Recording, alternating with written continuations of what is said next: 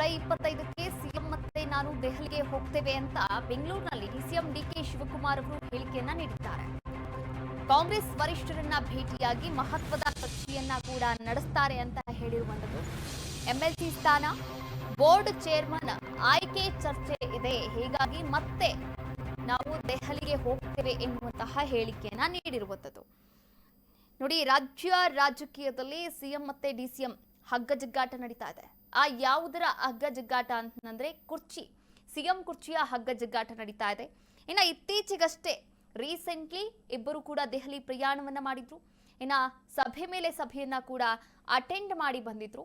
ಅಲ್ಲಿ ಸಿದ್ದರಾಮಯ್ಯ ಸುದ್ದಿಗೋಷ್ಠಿಯನ್ನ ಕೂಡ ನಡೆಸಿದ್ರು. ನಾನೇ 5 ವರ್ಷ ಸಿಎಂ ಎನ್ನುವಂತಹ ಘಂಟಾಘೋಷವಾದಂತಹ ಘೋಷವಾಕ್ಯವನ್ನ ಕೂಡ ಹೇಳಿದ್ರು. ಅದಾದ ನಂತರ ಡಿಸಿಎಂ ಸೈಲೆಂಟ್ ಆಗಿ ಬೆಂಗಳೂರಿಗೆ ವಾಪಸ್ ಬಂದ್ರು.